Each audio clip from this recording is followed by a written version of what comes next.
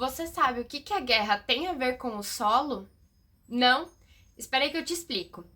Primeiro, a gente vai tratar do contexto histórico de todo o uso do solo feito pelo ser humano durante sua existência, tanto no uso da agricultura quanto com o impacto da guerra. E se a gente pensar em disputas, a gente pode citar como exemplo as disputas por recursos naturais, a disputa por territórios e a própria guerra armada. E a partir do século XX, no período do neocolonialismo, se estabelecem diversas guerras entre as nações daquela época. E as mais marcantes foram a Primeira, a Segunda Guerra Mundial e a Guerra Fria, que apesar de não ter tido um conflito direto entre as duas superpotências, houve conflitos indiretos que prejudicaram drasticamente diversas pessoas por conta do armamento que estava presente naquela guerra. Mas também todo esse armamento foi e ainda é prejudicial para o solo. Isso porque diversos componentes químicos artificiais presentes nas armas e nos utensílios de guerra acabavam entrando em contato com o solo e isso o contaminava.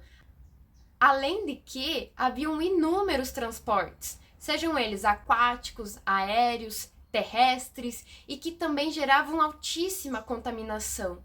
E se a gente for falar de veículos terrestres, há também a problemática de que a maioria deles eram tão pesados que comprensavam o solo, e isso deixava-os compactado. Mas só que isso não é nada benéfico para a saúde do solo, uma vez que a água e os nutrientes precisam passar pelo solo e a aeração, ou seja, a porosidade presente no solo, ajuda com que a água e os nutrientes consigam ser transportados dentro do solo. E sabendo de tudo isso, a gente também precisa levar em consideração os organismos que vivem no solo. Isso pode ser tanto animal, pode ser uma planta, inclusive até mesmo um fungo. Então, se o solo ele é contaminado pelos componentes nocivos das bombas, os explosivos, as queimas de combustível, e se ele também é compactado, toda a biodiversidade presente naquele solo está comprometida. Inclusive, a gente vai citar aqui como um exemplo a radiação presente principalmente na Segunda Guerra Mundial e na Guerra Fria, que geraram uma alteração química e fisiológica gigantesca nos organismos e nas pessoas que estavam presentes nos campos e que contaminavam o solo. E há, hoje em dia, um termo que foi criado chamado guerra cibernética, onde a competitividade por novos aparelhos eletrônicos e o consumismo tomam conta desse cenário. E como consequência, o descarte frequente desses aparelhos, onde na maioria das vezes ele é sim irregular, ou seja, não tem nenhum destino correto, acaba indo parar no solo, em aterros, ou eles são simplesmente jogados em qualquer lugar. O problema é que os componentes químicos presentes para a fabricação, por exemplo, de uma bateria, pode trazer severos problemas se em contato com o meio ambiente. Além disso, a natureza não consegue degradar todas essas substâncias sem auxílio de ciências, de tecnologias que são desenvolvidas e que são capazes de resolver esse problema. E essa cadeia toda de desastres gera problemas na produção de alimentos e na utilização do solo, e isso prejudica diversas populações humanas. E por fim, a gente não podia deixar de falar sobre os agrotóxicos. Ai, mas o que os agrotóxicos têm a ver com a guerra?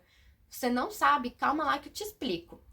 Olha, tem muita coisa envolvida, porque durante a Primeira Guerra Mundial se desenvolveu um enorme arsenal de substâncias químicas sintéticas que foram usadas tanto para o armamento quanto para a agricultura. E na agricultura, elas agiam como herbicidas e pesticidas.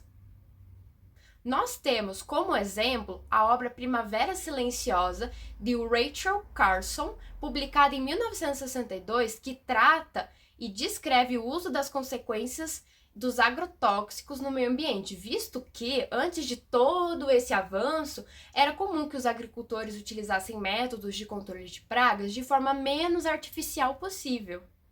As consequências que nós carregamos até hoje são, por exemplo, as infiltrações subterrâneas que contaminam até o lençol freático, a aerossolização, que é quando essas substâncias químicas que estão presentes no solo vão para o meio atmosférico, Danos não só aos organismos que habitam o solo, mas também às pessoas que manuseiam as substâncias presentes nos agrotóxicos. E, inclusive, um exemplo disso é a utilização do nitrogênio em agrotóxicos, que alteram fisiologicamente o solo e também podem acarretar doenças neurotóxicas e cancerígenas nas pessoas. E para finalizar, nós não podíamos deixar de citar o trágico acontecimento com o Agente Laranja que foi lançado sobre o território do Vietnã na época da Guerra Fria, mais especificamente entre 1965 até 1975 pelo Exército dos Estados Unidos.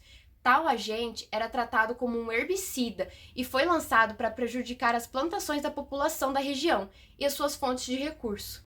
E de acordo com algumas notícias, sua composição era tão nociva que causa danos na população até hoje por estar presente no solo e no meio ambiente.